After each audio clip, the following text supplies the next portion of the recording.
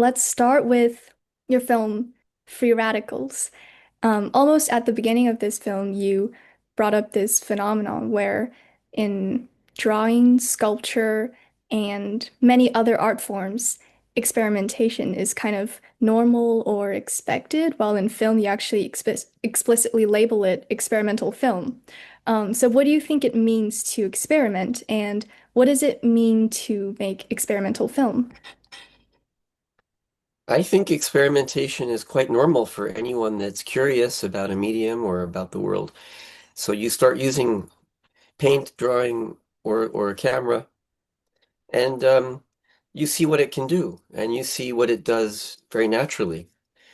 But then you kind of, I assume most people would want to try something different to see what else it can do, you know?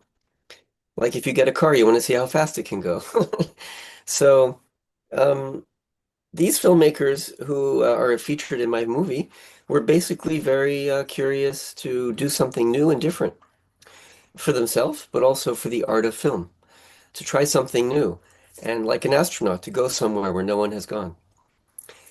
And I think in the Hollywood um, business of filmmaking, it's not so adventurous because the people giving you the money want you to do something that everyone understands, that everyone's seen before, and that made money in the past. Mm. So I call that kind of filmmaking centripetal. It attracts everyone to a center where everyone knows exactly what they're doing. And the experimental filmmakers are centrifugal because they're attracted to the outside where nobody's been before and where everything is new and different. I really like the beginning of Free Radicals where your dog peed on the film and you thought it looked cool. Mm. Um, you've been making movies and composing since you were 7. Do you remember your first film? Well, I was I was my parents were filming a lot and their friends and my mom was painting and so it was always kind of an activity, constant activity, making things and visual arts. So my first film was actually not using a camera. I Mm. had learned to use the projector, which is a small machine. You put the film in and you can watch the film projected onto a screen or onto the wall. And we used to have a lot of screenings in the house. And I was very little. I was maybe 4 years old when I wanted to learn how to thread the projector. Mm. And I could do it. And there's a funny story. Someone came over to the house to show my dad a film or to look at a film he had that he didn't know how to watch. And he couldn't do it. And I took a stool and got up and I did it very easily. And he was furious because a 4-year-old could do it and he couldn't do it. But anyway, I was really fascinated by this machine to make magical images on the wall. And my father had brought home some film that had just black film or clear film, film with no image. And my mom showed me that with a needle I could scratch away the black and create patterns in the film, or I could paint on the clear film, or I could do both. And then I was just interested what it would look like if I project a film, if it looks like this or that, and I was just scratching on the film. And there are some short clips in Free Radicals of those films. Abstract explosion of light kind of. They weren't great, and I didn't continue much to do that kind of filmmaking, but obviously you start thinking about the strip and that each frame is what you're going to see on the wall, but there's going to be motion from one frame to the next, and it depends on how similar and different they are. And then you could try, putting something here and then here and then here. I mean, I don't know. You just start thinking, I wonder what it's going to look like if I do this or that. So experimentation is really like a child's curiosity. Yeah, Um, I was also curious about the hippies because they were around when you were little. Would yeah, you say you're a bit of a hippie or like influenced by them? sure, but not in that complete lifestyle of hippie. There was a friend of my family. He asked if he could park his van on our behind our house on our land for a season or something. So And this was a very, very big truck-like van with animal fur on the dashboard and horns. I mean, it was very hippie, you know? Mm. But for a kid, you have your environment, so this wasn't weird or anything. It was just funky and fun. It was like a playhouse. This kind of environment was very free.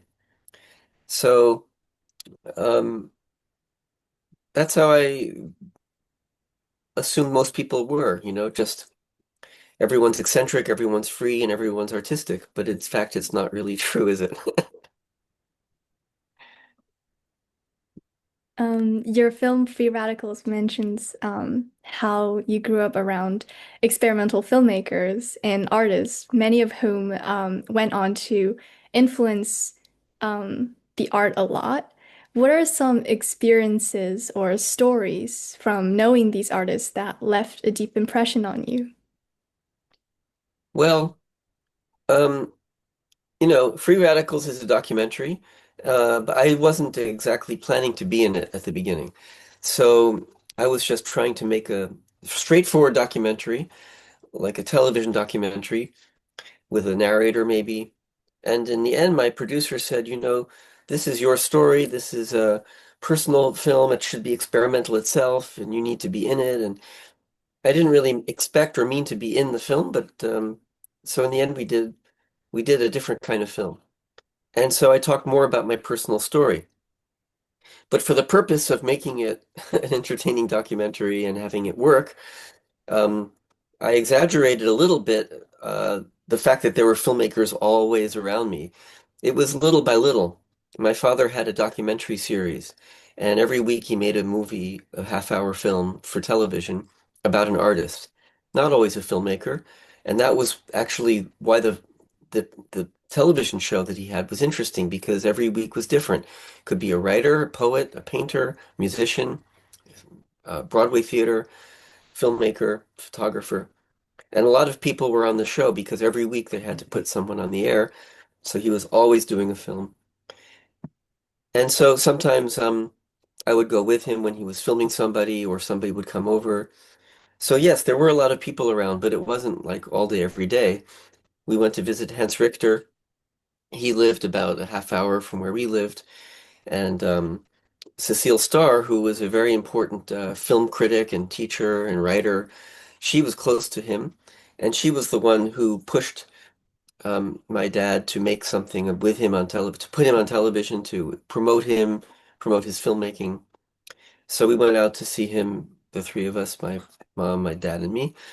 And I think later he went back to do the interview, but we went to meet him anyway. And I was 8 years old, so I didn't really have much of a conversation with him. He wanted to draw me, and I didn't really want to be drawn, so I wiggled away. But you know, it was basically in our area there were a lot of artists. Calder, the sculptor, had a house down the street and there were these giant iron giraffe sculptures. I mean, it was just a lot of activity in the area. Um, but we didn't go too much to New York City. I mean, it was 2 hours away, and I didn't really get involved with the whole New York scene until I moved there. I was by that time 11. So when I was really young and growing up, it was little by little. But yeah, a lot of people would come over and watch films at the house. And there was a guy named Bob Hansen. He was interesting because he was friendly with Stan Vanderbeek. He was also the filmmaker, the cameraman for Ian Hugo, who made very interesting films that were technical in nature, but he was not a technical person, so Bob did all the technical things. Ian Hugo was the husband of Anais Nin, who was a famous writer. She wrote her diaries and published them, and we ended up being in her diary. So it's a kind of a community, you know. Mm. So there's not like some great story that comes out, but there were a lot of fun films we made. There's a little clip in Free Radicals of a film where I'm riding a bicycle, and this was a little short story film that my parents made where I kind of run away and they run after me. Um, would you say your parents influence you a lot, especially like when choosing to be a filmmaker yourself? I don't know if they wanted me to be a filmmaker, but they certainly allowed me to do whatever I wanted, whether it was playing the piano or scratching on film, or I mean, one thing I liked to do, I don't even know why I really was we had a lot of um music on reel-to-reel tape, which is a reel and it winds up and it's like film. And I like rewinding it and winding it back. So one of the toys my dad made was just he put two nails on a plank of wood and I could wind the film around. And later I got a job at a filmmakers cooperative where one of the jobs is after the films are screened and they come back, we have to check them to make sure they're not scratched. And I was winding the film and looking, I was like, wait a minute, this reminds me of something. But my grandfather was a filmmaker in Hollywood and my father was a documentary filmmaker in New York, and I got interested in film in a more philosophical way, a more organic way. And I wasn't trying to make a business out of it, but I made films all the time. I made films when I went to school with my friends there, and they got interested. And then when I went to college, I made a club for filmmaking. People joined, and I was always sort of attracted to bringing people into a community to make films together. And every year I made one, two, or four films. I always was just, it was just an activity, like playing the Mm. guitar. So, um, I don't know if anybody, my parents or myself, thought that I would end up as a Hollywood filmmaker, working in distribution or whatever. I mean, it just was natural. And then I got a job in distribution in New York. Then I moved to Paris to study film theory, and I worked more in distribution for narrative feature films and for experimental films, different companies. I worked in Cannes Film Festival. I integrated myself into the film industry in many ways. But what attracted me was the experimental filmmakers and that community, because I felt that if I put my energy and time and my brain into something, well, why should it be a commercial film company? Almost anybody could get that kind of job. But the experimental film community needed more people with my expertise and passion, and I could contribute more to that community. So that's when I really threw myself into the experimental side of it more. Mm. Um, so what is your work in this area entail? I know you make movies, you also distribute them, and you founded like Voir and um yeah. It's a lot of work. So, and it all comes out of a kind of activism, the kind of feeling that the world should be a certain way, and it's not that way yet, so let's help it become like that. And that activism is that you can see films like this in many big cities or at home, that you know that these filmmakers get their work shown. It's basically sharing. Like when I moved from New York to Paris and I got involved with this experimental film co-op, I said, hey, you guys don't know these films that I know. Why don't I bring them over and show them? And then vice versa, I would bring films back to New York from France and show them at Anthology, or it was natural for me to want to share with the people that don't know these films. And now in Korea where I've been teaching, it's very similar. It's like, hey kids, look at these films that you don't know. And distribution is, when I was really young, I remember suddenly I used to have an activity which was just one of these things kids do, but I would pretend that I was publishing a magazine and I would photocopy it because my dad's office, I could use the photocopier as much as I wanted. So I made like I like the Beatles, for example. So I made a little Beatles fanzine, maybe this big. And to make a thing on paper this big, I would take a big piece of paper and fold it up, staple it and cut it, or unfold it and figure out, okay, this is page one, and that's page two, and then basically reproduce this structure with my typography and stories and little images, and then photocopy it. So publishing is something that was also kind of a fun activity when I was little. Kind of publishing because I would make what, 10 copies. But when I worked at this experimental filmmakers co-op in Paris in the 90s, um, that's when VHS tape sort of became more available in France. It had been available in America sooner, and I knew about it, of course. I mean, it was everywhere. But in France, it wasn't as common. So a lot of people used to come to our office who would be programmers for festivals, and they would want to watch the films to decide what to show in their festival. They would come in and they would say, "Can I see this and this and this?" And I would project them so I would get to see all these films.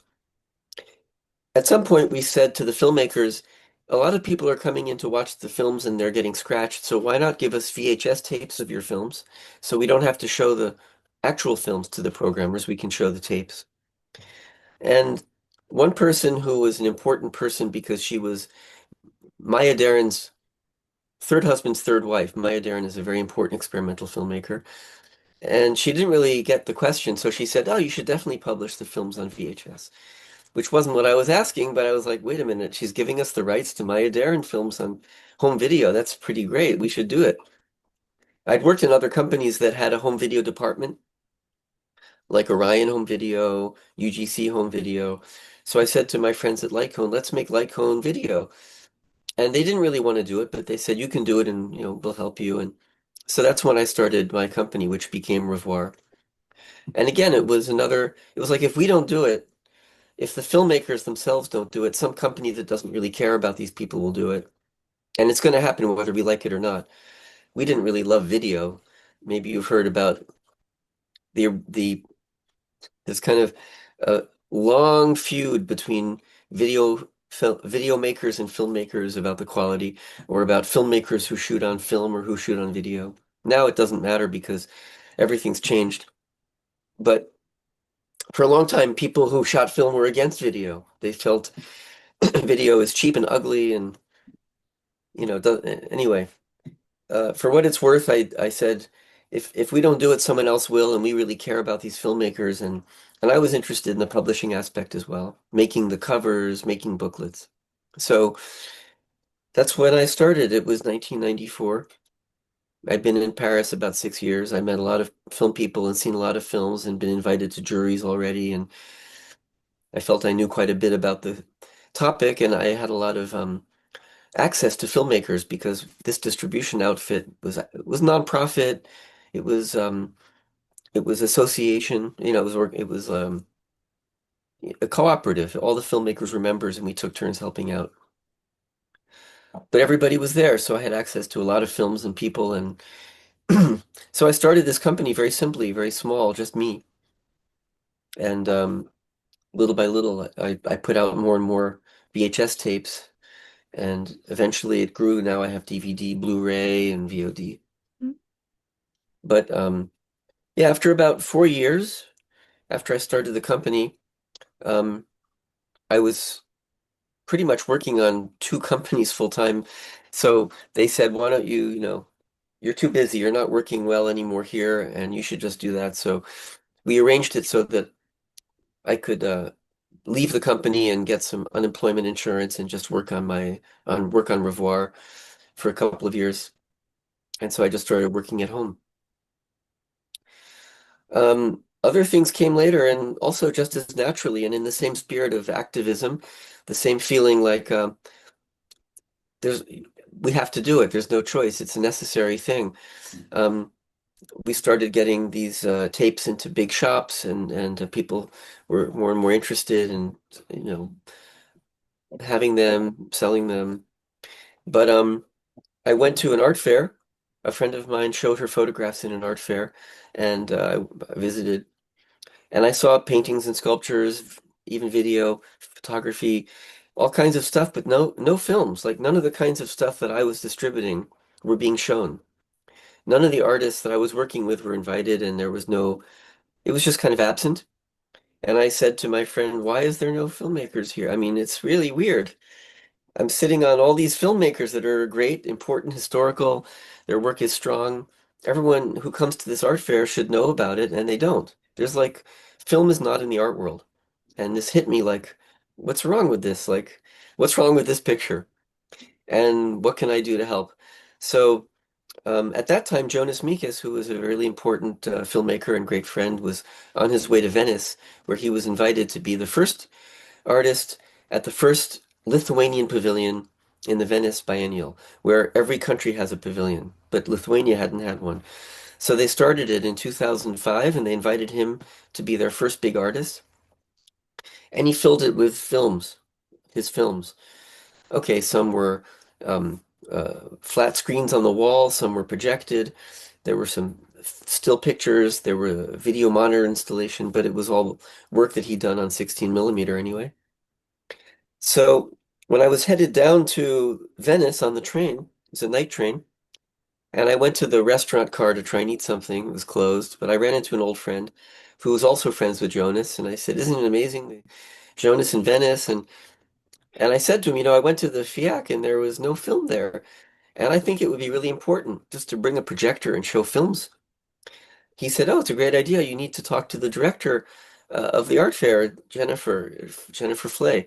And actually, he said, "Oh, wait, she's right there. Jennifer, come over here." So I met her right there in the train. And she said, "Ah, it's a good idea. Let's do something like that. I think that's important. But why don't you guys come visit me during the Venice Biennial? We have our own stand, our own booth. Why don't you bring Jonas?" And so I did. We went over there and she gave us a table and some wine and he had great time and we talked more. And in the end, she just said she would be happy to give me a booth at the art fair. I just have to have a gallery. So I got back to Paris and I started. It's very easy in France to start a nonprofit. It takes about half an hour. You just fill in a form and send it in. So I started a nonprofit gallery and went to the art fair. And I didn't really have a commercial plan, so it was pretty much a failed project because people would say, "I'll buy that film." Like I didn't know what I was selling really. I just had film prints, and people wanted to buy films I didn't have, and we had to show things that you could put on the wall, like animation frames or photographs. So I learned over the course of 2 or 3 years doing the art fair more about um, what you should do when you're in an art fair, that it's expensive to be there. It's a very short time. You have to promote it in a very specific way. And Jonas helped me a lot. He came the third year we had the art fair and brought his work. And anyway, he had a lot of friends in the art world that came towards us. Agnes B has a gallery and she helped us. So in the end, we we made it work, but just barely. We basically broke even after the third year. But at least we were able to do it. We were able to show films and film loops and film installations by film artists in this art fair where nobody else was showing film. Now it's more common that people show video and show moving image work, but it wasn't so much common. It's 20 years ago, but still. And I had some help from my mom because she worked in an art gallery in New York in the 70s. She worked in a gallery called Denise René. A French woman opened her gallery in Paris and then in New York. And by the 70s, she wanted to leave New York. She hired my mom as a kind of office manager, and then she said, "I'm going back to Paris. You're the director," and left. And my mom had to figure it out, but she became the director of an art gallery for a couple of years. So then she could help me understand the logic of people who buy art, or it's very weird because a filmmaker doesn't want to just make 5 copies. They want to make as many copies as they can. They want the film to be everywhere, all over the world. But in the arts, you have to have one, like a unique thing that you sell, a painting.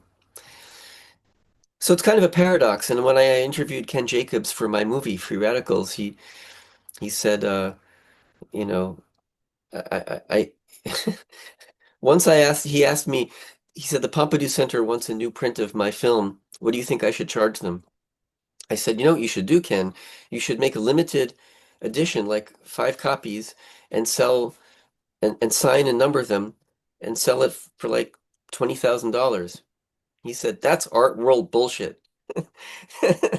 So there's a really different mentality between the artists who are in the art world and make money in the art world and the filmmakers who I know, who I'm friends with, who want their films to be seen and who want to make some money from them if they can, but they're not willing to make them artificially rare, to make them artificially expensive.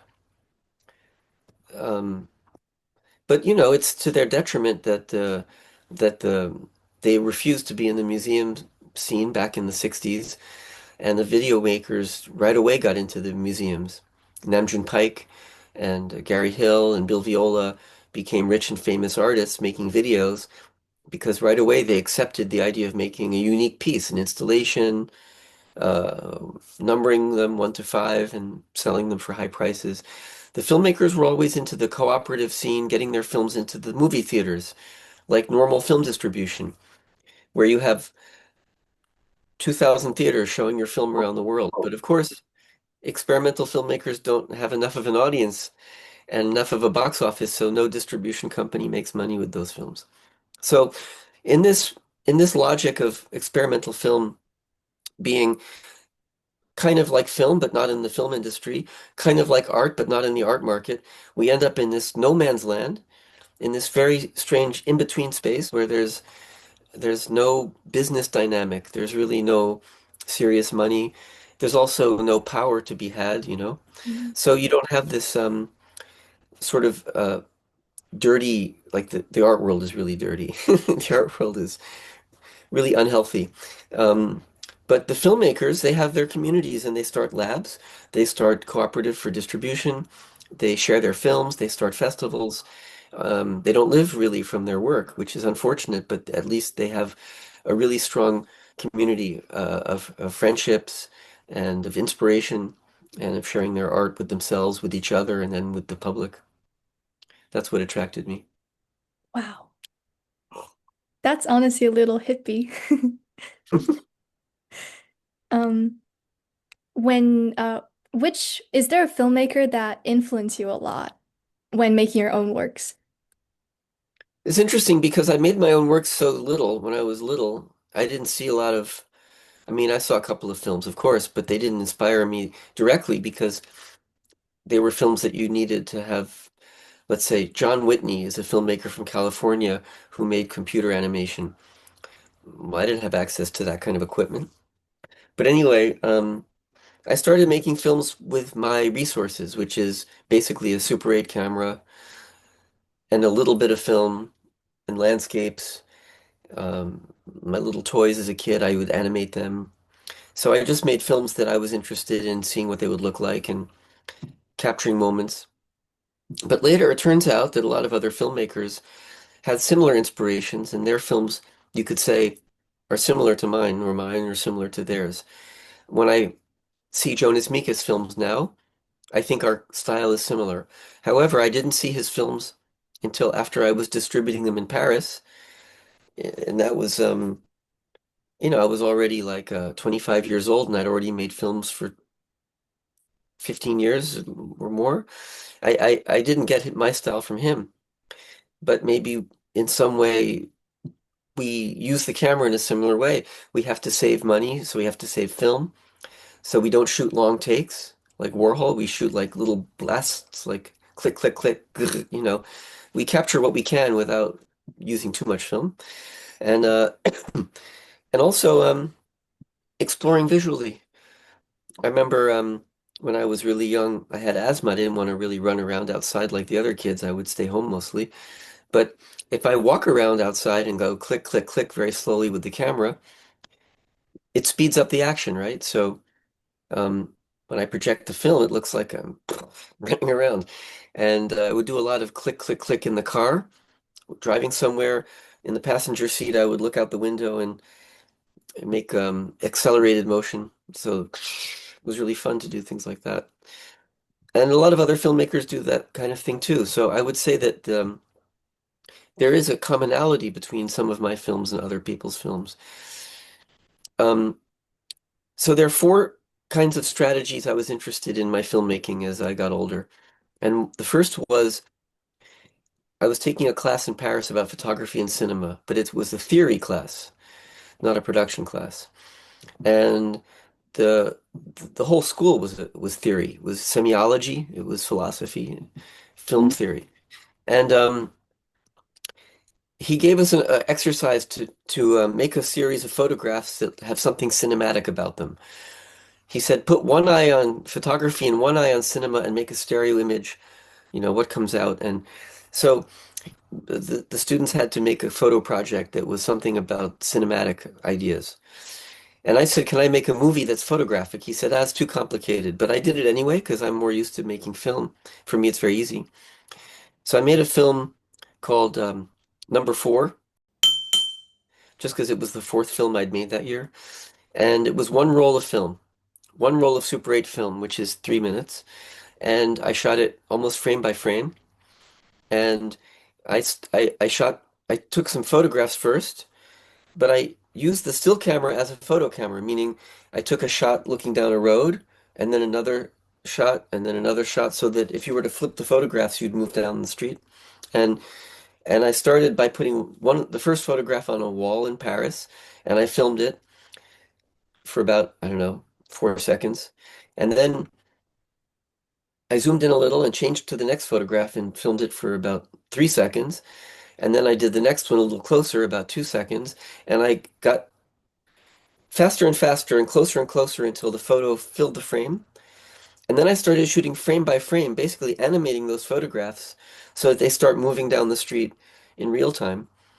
And then when I ran out of photographs, I took the movie camera to the same street where I had taken the photographs, and I continued to shoot frame by frame where the image left off. So you go into a photograph and then around the corner and into a film. And I was very much interested in how this effect would, at what point do the photographs start looking like movie, and at what point does the movie start looking like photos? If you go faster and faster and faster until every frame is different, random shots, a green leaf, a red stop sign, the sky, I don't know, I just was randomly shooting one frame at a time because I realized that if every frame is the same, there's no motion. It's a still picture. And if every frame is different, there's also no motion. It's just chaos. At what point is there motion? So I had seen a couple of films that made me think of this. One is called Pasadena Freeway Stills by Gary Beidler. Also, the animations of Robert Breer. There were lots of little things I'd come across that made me interested in this idea of the perception of the single frame. When you're watching a movie, nothing's moving. It's just single frames and the movements in the brain. And I'd studied cognitive science, I'd studied film theory, so I was interested what's happening in the brain when you're watching a movie. So my first interest was this idea of photo and cinema, of still and motion, and the illusion that the brain creates. And my second experiment in this nature was I had a friend, I still have a friend, he's still here. He's a photographer, and I was thinking, let's do the opposite. Sometimes I get an idea for a movie or for something by thinking, what if we do the opposite? Like I just did this, what if I do the opposite? So I said, instead of creating motion from photos, let's take a movie and stop it. And I made a film with my friend, basically. He's taking photographs. Yep. I filmed him walking around taking pictures, and then I would show the picture as a still. And then, so the idea is what happens when he takes a picture of himself in a mirror and he gets caught in his photograph. So how did I do it? I made a movie of him doing things like this, and I took pictures from the movie. So I had still pictures of him doing, and then I animated those pictures. So what you see is a table with photographs on it, and he's in one of the photographs trying to get out. And that movie is called The Photographer. So I was really interested in this question of photography and cinema from different ways. And um, around this time, which was in the mid 90s, I found some friends in Paris because there was by now quite a big community of filmmakers hanging out together. And there were some young guys down south in Grenoble who had started a lab where they developed their own films. And I didn't know that you could do this. Although I should have known because I developed my own photographs in a summer camp when I was 10 or 12. So I knew that you could develop a photograph. You print it and you develop it and you see the picture in the dark coming out, and it's really cool. And anyway, these guys were developing films, and I thought, oh, I'd like to try that. So I went down there, and not only did they develop films, but they had printing machines, and they were doing all kinds of experimentation with it. And I realized you could do really cool things, and they taught me how to develop the film, and I thought, wow, it's actually, I was kind of getting frustrated with this camera because all I'm doing is pushing a button, and it's doing everything. I mean, what is it really me making the film, or is it this box. I mean, I was kind of feeling like my films could be made by anybody if they had the camera, right? And what's personal about it? What can I do that's more me? And I realized that when you hand develop it, it doesn't look the way it usually looks. It looks more, everyone that develops their film does it differently. So there's kind of your fingerprint on it, your style. It's more like a painter. Anyway, I started getting really interested in hand developing and trying different chemicals, different times or temperatures, or mixing them differently and seeing what the image would look like, more contrasty. I realized you could do films where there's no gray, just black and white, super high contrast. And then you could change them, you could print them on color stock. And with filters, you could make it instead of black and white, it could be red and green. You could, I mean, it just, the idea of a negative is that whatever is white is black and whatever is black is white. But what if it's blue and yellow and one is brighter than the other and you don't know if it's negative or positive. It just, the whole thing became much more abstract and very interesting. Like, what is an image? What is representation? I just was kind of blown away by all the directions I could go in at that point. So um, I started working a lot with lab machines. So basically, my four inspirations are diary film, which is just shooting daily life like spontaneously, shooting frame by frame or working with the rhythms of still pictures or still frames, um, and hand developing and doing optical effects. And and around the year 2002, I made a film called Charlemagne 2 Piltzer, which combined all these four things, which it's spontaneously filmed, it's hand developed.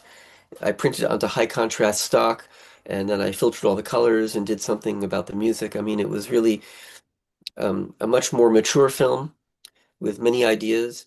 And this film got into lots of festivals, and so yeah, little by little, I became an accomplished experimental filmmaker. But I was inspired by many, to go back to your question, many different people for little bits here and there. So that film Piltzer, you could take things from the photo animation like Gary Beidler. You could take things from Robert Brier. There's some abstract parts that look like Robert Brier. The spontaneous shooting of Jonas Mekas. Um, the hand developing and optical printing of, I mean, Tony Conrad made a film called The Flicker, and I was flickering with my film between, every time I meet a filmmaker or I mean, get to know their films and eventually meet them and hear them talk about film, I'm totally convinced that their idea about what is film is that's it, you know? Stan Brakhage has his idea about about film represents the way you see. Even if your eyes are closed, you have images in your mind and you can somehow get that captured on film. Or Peter Kubelka, who thinks of film more as a material, a sculptural material, um, and uh, his ideas about metric montage and um, light and shadow and the sync event where you you see a sound. I mean, you see a picture and you hear a sound and they go together. And he relates it to ancient tribes who would watch the sun sink into the sea and then strike a gong, like to celebrate an event. And every frame is a sync event for him. Um, or Ken Jacobs, who thinks about um, old footage. He says, ghosts. Those people are all dead. They're phantoms. They're shadows. I mean, everybody has this really strong opinion about what film is and what it can do. Very different idea. Everybody's very different, and everybody's right. And I always get really seduced by their ideas, like, wow, that's amazing, you know. So I can't help but be influenced and inspired by all these different ideas, but they're all different. And so that's really fascinating to me. And and I admire all these different approaches and ideas, yeah. Mm. I actually have like so many questions about what you just said. Like at the beginning of your answer, you mentioned like your style of like kind of jumping whoosh whoosh kind of style.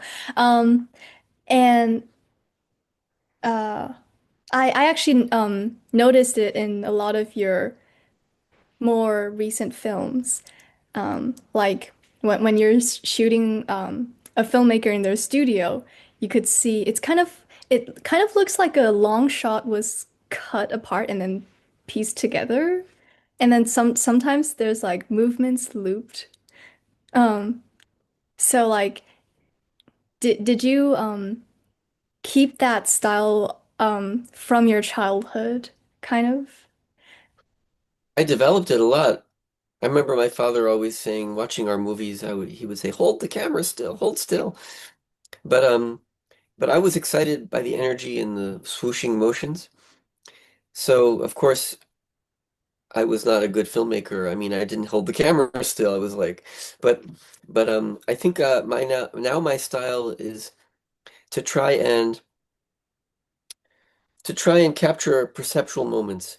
Like if I want to film somebody, it would be boring just to capture them in a still long shot.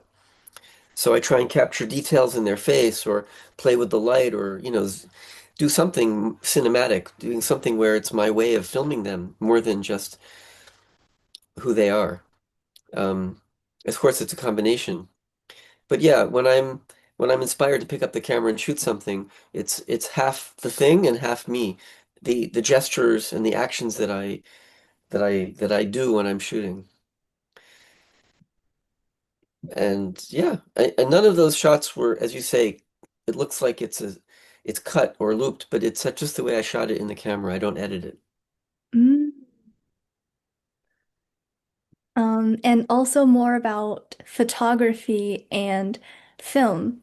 Um, in in number four, uh, you explore that, and then also, as you mentioned, in Shot. Charlemagne. Um, and you in your film description, you said that number four recognized the boundary between photography and film. But is there really this boundary? How do you view the relation between photography and film? Well, film material and photographic material are exactly the same.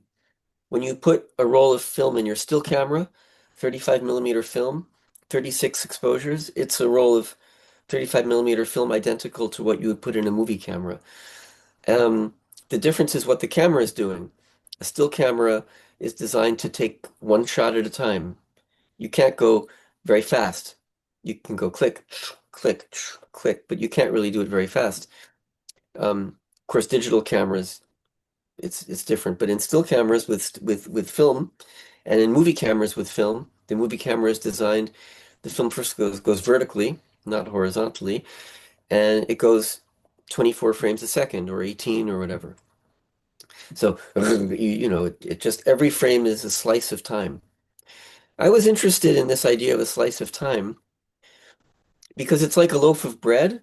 If you take a loaf of bread and you cut it into 24 slices, and each slice is this thick, but you could also cut it into 48 slices, which are half as thick, or you could cut it into 12 slices, which are thicker. And that's like what you're doing with film when you're shooting at different speeds. Time goes, right? You have a second, you have a minute. But if you slice it up finer, you get slow motion. And if you make these coarse, wide slices, if you only slice a second into four, well, there's blur because you have a quarter of a second, so there's things moving and the camera captures what's moving. And all this is really interesting because where do you actually see motion? In a still picture, you can only see motion if the camera is held open for a long exposure and something is moving. In the first film, in the first photographs by Daguerre, Niepce, from like 1824 to 1850, the exposures were very long. It took 10 minutes to take a photo. So in those early photographs, nothing is there's no people, there's no horses, there's nothing moving because they weren't captured on the glass plate. Only the buildings, the trees, everyone else that moved through the frame or the shot is invisible. And later, when it got faster, like when you could take an image in, let's say, 10 seconds, then if something is moving, it's blurry. And that blur is the motion. So later with the snapshot, click, everything's frozen in time. Even a horse running or, it's a Muybridge, it's fixed, it's in focus. So it's only in this in-between area where you get motion captured. And that's what's interesting to me about film. It's only when the frames are in between, when they're similar but different, that you experience motion in the brain. And also, I guess you've read a little because I describe it in one of my texts, but the phi phenomenon, which was discovered by the Gestalt psychologists, it was an experiment that they did where you put somebody in a dark room and you have a light flashing on the left and a light flashing on the right. But the experience that people have is one light moving. And we don't know why the brain creates this illusion. Instead of two flickering lights, you see one light moving. And if you've ever seen around like a theater marquee, little lights flickering, and you see like, it looks like it's going around, it's just because of the flicker. And film is flickering. There's an actual shutter that cuts the light off and then lets the light through. So you have flicker on the screen, and then the brain creates the illusion of motion from the flicker. And the flicker frequency is important because if it's too fast or too slow, it doesn't work. So it's again an in-between thing where 18, 24 frames per second, you experience the flicker, you experience the motion. So I think there's a lot of interesting comparisons. There's things that are the same about film and cinema. I mean, photography and cinema. Um, but then the way it's perceived, the way we experience it is very, very different. Because if a single frame of film is not perceptible. When you're watching a movie, you don't see the frames. You see, actually, what you see is what is when the shutter is closed and the film is going from one frame to the next, and then it opens, so you see the next one. It's when the shutter is closed and there's no light on the screen that your brain is fabricating the bridge from one frame to the next. It's like at night you dream. Your eyes are closed and you create images in your mind. Then the day comes and you experience the world. You close your eyes and you imagine a world. Well, in a film, 24 times a second, you're seeing something and then you're seeing nothing and then you're seeing a new thing. And the brain is creating all of these little bridges from one frame to the next. And that's the movie. It's not what's on the screen, it's what's in your mind that you're seeing. Mm. Earlier you mentioned Stan Brakhage, and I remember reading you interviewing him, and he said that there is no stillness anywhere. And at the moment I read it, I was kind of confused. Like a lot of things are still, but then I realized that, for example, if you see a vertical line, that line kind of leads you vertically somewhere, and it's like it's moving. So even if you're looking at, a change of line quality, it's creating movement. And then when you just said that, in a film, everything is actually still, it really connects with that. Yeah.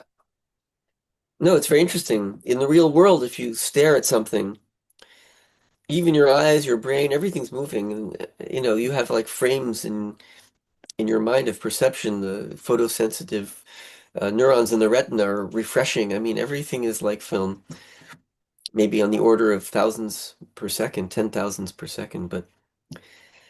Um, but you see the difference when you look at a film by Andy Warhol of the Empire State Building, 8 hours, one shot. I mean, the idea of stillness and moving can go in many radical directions. Mm. Going back to our film, Charlemagne, you why did you choose his music? I actually didn't choose his music. He asked me to come to his concert. He was doing a concert in Paris. He lives in Brussels. So he just called me up, said, "Hey, Pip, I'm doing a concert. Bring all your friends, bring your movie cameras." And so I just happened to do that. Brought some friends and I had my camera. And I recorded the soundtrack for myself, for posterity. I mean, I like to record. So, um, I was shooting spontaneously without really thinking. I filmed his feet, I filmed the piano, I filmed the people. It was in a gallery opening, a lot of noise, a lot of interesting things to see. And I shot two rolls of film. And his piano piece lasted about 20 minutes, 22 minutes, and I only shot two rolls of film, which you could say lasts 5 minutes, five or six. Um, and I didn't even develop the film right away. I put it on my shelf thinking I'll have time next week, week after. 2 years went by. It really wasn't a project at all to make this movie. It was just an activity like every other activity where one night there's this, another night there's that. And on that day, I went to this concert and I recorded it, and that's it. And I forgot about it. And 2 years later, when I was working in this, we set up a film lab with friends, and um, and we had an optical printer, we had a contact printer, and I finally had time to develop some of my old film rolls. And I said, "Oh yeah, that's the concert." And suddenly I remembered that I had the soundtrack, and I thought, "Wow, that's cool. What can I do with this?" And I was trying to think at that time about color and musical tones. I was very much interested in, the idea of that film is that when you have an octave in music, do, re, mi, fa, sol, la, ti, do, the do is the same note, but it's twice as, the frequency of the sound is twice as fast, like A440 or 880. Mathematically, it's doubled. And Charlemagne is playing an interval on the piano called a diminished fifth, which is half an octave. It's in the middle. Da, da, dun, dun. It's a very strange interval. It's called the devil's interval because it's dissonant. And a true fifth is actually a very strong interval. Maybe you know, like the 2001 theme song, dum, dum, dum. It's this very dominant, strong harmony. That's a perfect fifth, dum, dum. But Charlemagne plays dum, dum. The fifth is flatted and it's diminished and it's creates all kinds of harmonics. And Charlemagne's interested in it because he plays a specific kind of piano that's a lot of resonance, harmonics. So you play two notes, but you hear lots of other frequencies. And I was thinking, what can I do for the eyes that he did for the ears? How could I create other colors or other frequencies? And other filmmakers have written about overtones in color, like Paul Sharits wrote about clusters of colors, single frames, different colors that in the eye create kind of overtones. Well, anyway, one thing led to another, and I was thinking about how to use these film frames and print this thing. And I mapped out the music that I had recorded. I recorded it on the mini disc, but I transferred it to 16 millimeter film sound, which is a magnetic tape with sprocket holes. And on the editing bench, on the editing table, you can play it at the right speed, but you can also stop it, and you can hear the piano notes. You can stop on the note, like, or you can actually find the note on the tape and make a mark. So I marked up this whole tape and I transcribed it onto graph paper and I had a notation. So I could actually follow the notation to print the film and it would be in sync with the music. And when I counted the notes, I realized there were about 6,980 notes that he plays during the 20 minutes. And in my two rolls of Super 8 film, each roll has about 3,500 single frames. 7,000 frames, so it's about the same. So I said, okay, every frame is going to be a note. If he plays slowly, it goes slowly. If it plays fast, it goes fast. And I'll end up with two rolls of film. It'll fit. I don't even have to look through the camera. I don't care what the image is. I'll just follow my structure. It's a structural film. So I started printing. First, I printed the Super 8 onto high contrast stock, which has no gray, just black and white. And then I was printing that black and white image onto color film, frame by frame, following my notations. I would just click 18 times that image before advancing to the next one. And if he plays a note every second frame, I would just click twice, let's say. But every time I would change the color, whether it's the low note or the high note, dum, dum, dum. So I would just keep changing the filters, trying to think what would be interesting, like red and green are complementary colors because they're the opposite side of the color wheel, just like his two notes. You have the octave going around a wheel, and the first and the fifth are on opposite sides. So the same with the color wheel. You have red, orange, yellow, green, blue, violet. It goes back to red, right? Well, that's an illusion because, of course, below red, in terms of the physics of light, you have infrared, and above violet is ultraviolet. So the brain creates this illusion of a wheel. In any case, they're complementary colors. There's no such color as reddish green because in the brain, in the eye, there's a neuron that is excited by red and inhibited by green. So you can't have both colors at once. So I decided to use these kinds of colors for his music. Well, to make a long story short, I printed the whole film following the score and using these colors to correspond to the notes. I didn't choose his music because I thought it'd be a good exercise for that film. I just happened to go to his concert and capture it, and then later the project came out of the music. By thinking about, he's playing with his left hand, his right hand, there's a left brain and a right brain. I don't know, there's two sides of the screen. All kinds of ideas came out during the 2 weeks I was making the film, just from analyzing and thinking about the material that I had in front of me. Mm. When I watched it, it felt like the colors were responding to the different notes. Like when like a pair of color would respond to like two notes, kind Hmm. of like that. Um, did you have anything in mind about the relation between music and film? Sorry.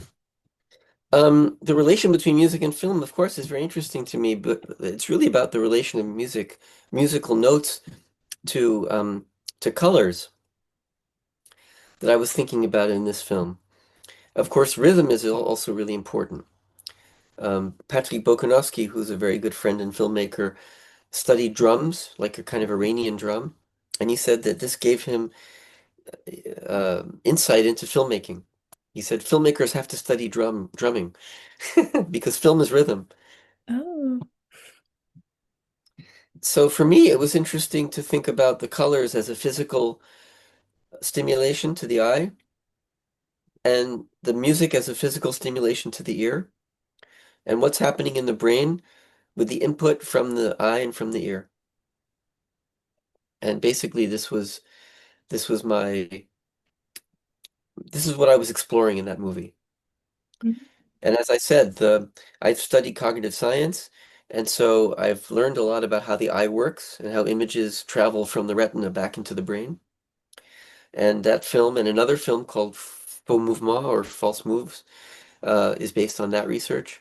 But in this case, it was the ganglions in the retina that are behind the neuroreceptors that pick up the light, the photosensitive receptors. There are three kinds of cones that are sensitive to three kinds of colors.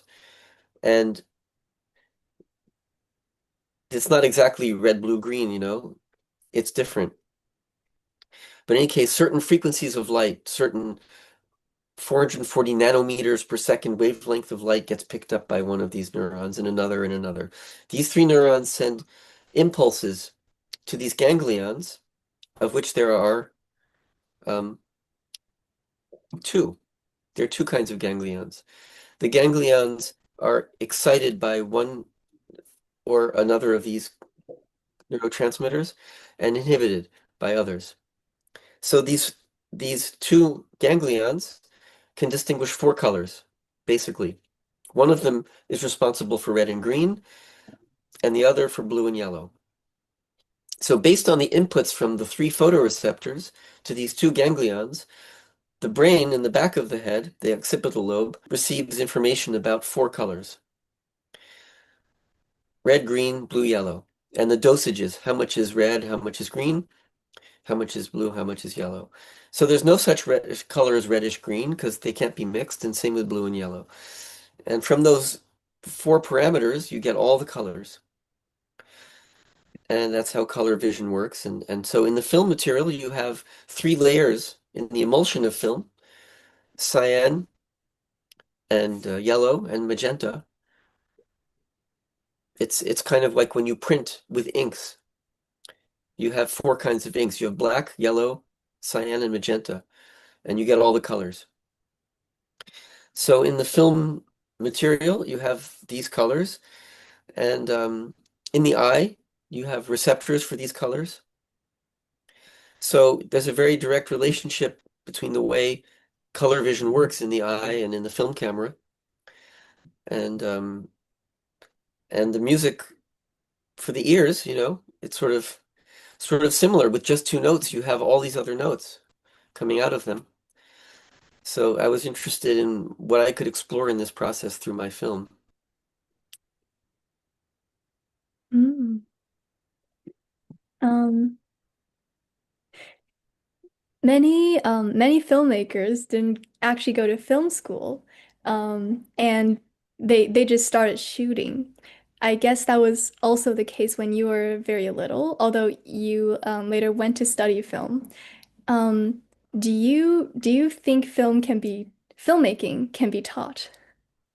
Yeah, it's an interesting question because the earliest filmmakers had no film school, and even the generation of like Hitchcock, there was no film school.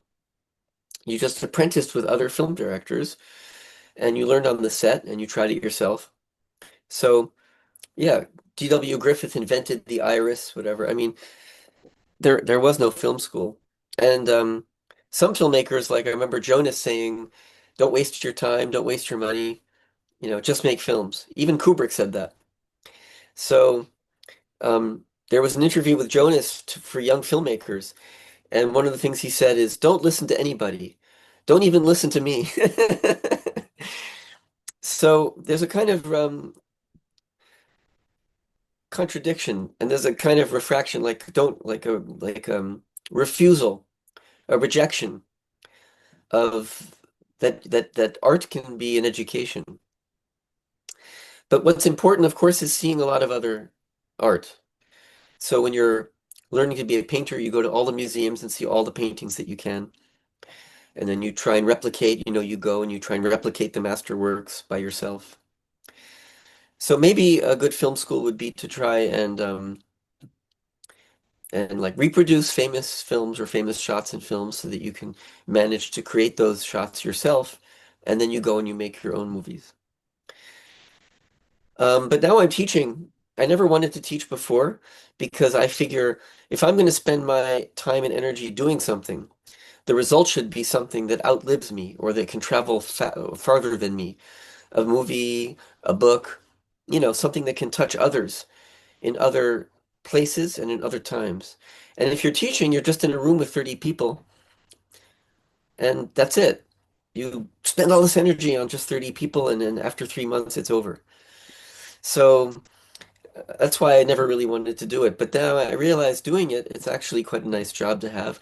But it's also really fun to share what I like and my ideas with others. And then they make things, and then that energy does travel and does wind its way into other people's work and other people's lives, and eventually the viewers of those works. And yeah, it's not lost. Mm. I'm reminded of like some books I read that attempts to teach, for example, drawing, and the teachers themselves don't understand. Like they can teach their students how to, move their paintbrush in a particular way or how to look at things, but then how do these specific techniques end up becoming like a more holistic apprehension of the art? It's like no one knows how it happened. It just happened.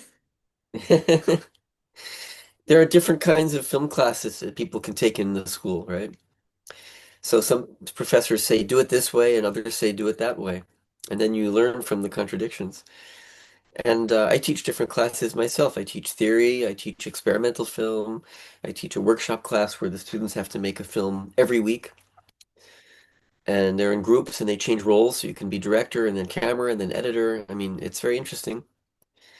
So in all these different classes, you get different experiences, but throughout, you're really teaching yourself. You're learning from the problems, you're learning from the experience. And from what you see on the screen after working on the film, what you could have done better, what worked, what didn't work. So film school is a way to meet a lot of collaborators, to meet other film students who you'll end up working with, and to get your hands on some equipment and to have time to try things and to make things. More than what you learn from the professors. I think you learn from each other, you learn on when you get jobs outside, you learn by doing. When you studied film semiotics in France, how did those academic ideas influence you? Did you find yourself like um, using it or like pulling away from it later? Both, because I mean, the the reason I was interested in semiotics to begin with was that I studied in a university in New York, and I wanted to study film and I wanted to study computers. But that was in the mid 80s, and the computers that they had were really, I mean, not primitive, but at that time it was kind of boring to me to learn Pascal and Fortran and to work on terminals, and I just didn't get excited by it. I was excited by one class in which we learned Lisp, which was an artificial intelligence language. But again, in the 80s, very primitive. And the film department was actually the English department, and they didn't really teach filmmaking. And I had made more films than the guy teaching the film class. So, I mean, it just was, for me, I said, I'm not sure if I'm going to learn much in these departments. My dad said, well, take other classes. Just try things you wouldn't try before, see what you like. So I took some philosophy and I took some psychology and I took some neuroscience. And in the end, I got a major which was a mixture of all these things, which was a new major called cognitive science about the mind and the brain and how they're connected. And throughout this, I was making films and music, but I was studying this stuff. And I got interested in it. I got interested moreover in consciousness, meditation, yoga, like what is the mind really? But they didn't teach that, and they actually weren't so much interested in that. They were interested in the computational analysis. If you do something to the brain, what changes in the mind, What part of the brain is responsible for making a memory or for learning a language or I learned a lot about the brain, but it wasn't really about consciousness. So I was looking for something else, and after college I thought, well, should I go study with an anthropologist, or I was really interested in David Bohm and Krishnamurti, a British physicist and an Indian spiritualist. They'd had these conversations and published a book. And I went to meet David Bohm, but he was doing something with chemistry and not the same thing.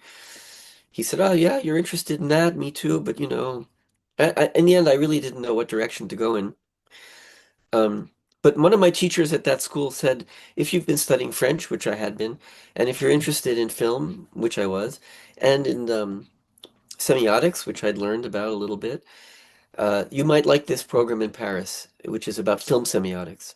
And in the end, it really answered a lot of questions that I was thinking about on my own, which is, if film is a language, what's the grammar? But not so much what's the grammar, but what are the linguistics of those film grammars? Because there's so many different kinds of film grammars. That is, what is the smallest unit of film that has meaning? Or what is these are philosophical questions that have nothing to do with filmmaking or the film industry, but they interested me. And in that time in America, film theory was very basic. It was very much like analyzing stories or camera angles. If you're pointing up, the guy looks scary, and it's not interesting. So I went to France to study film theory from this generation of people who were studying film theory as you would do a philosophy. What is film? And what is the semiopragmatic nature of the film? Like, why does film make meaning and how? And there were classes where we didn't watch films at all. We just discussed the nature of the film object and not technically and not even as a viewer, not like what is the viewer experience, but more like the science of the nature the nature of film. For example, a screen can have fragmentation. There can be a mirror in the frame or a doorway, and that's a frame in the frame. So it's a meta reference to film itself because it's a film in the film. And then those shots that have those things have deeper meanings than other shots which don't have those things. And a mirror reflects the off-screen space, which is a taboo space because you can't see the off-screen space. So what happens when you see the off-screen space on screen? You see the tail of the devil. And it's just in certain films and certain shots where the man with the mask reveals his face. It's in a mirror because a mirror is a special object. A mirror reflects light like the screen of the cinema. All these ideas that really excited me about going deeper than into a story. storytelling is storytelling, but film is much, much deeper than that. It's light, it's shadow, it's flicker. So I got really, really excited by these ideas. And Christian Metz and his students were going deep into these ideas, very, very deep. So when I took that class on photography and cinema, we weren't just studying films like Blow Up. We were thinking about single frames and movement, no movement. It was very philosophical. So Oh, there it joined my interest in consciousness, my interest in art, in yeah, Noam Chomsky, he did things for linguistics that these film theorists were doing for film. The deep structure of what film actually is and how we can relate to it. wow. That is so interesting. Thank you so much for this interview. I really learned a lot. At the beginning, you were like you were interested in film in a philosophical and organic way, and I was very interested by those two word choices. But now I feel like I understand why you chose those two words. Um, and yeah, thank you. I am so honored to speak with you. Well, I have more to say, and I think you have more questions, so maybe we can do it again soon.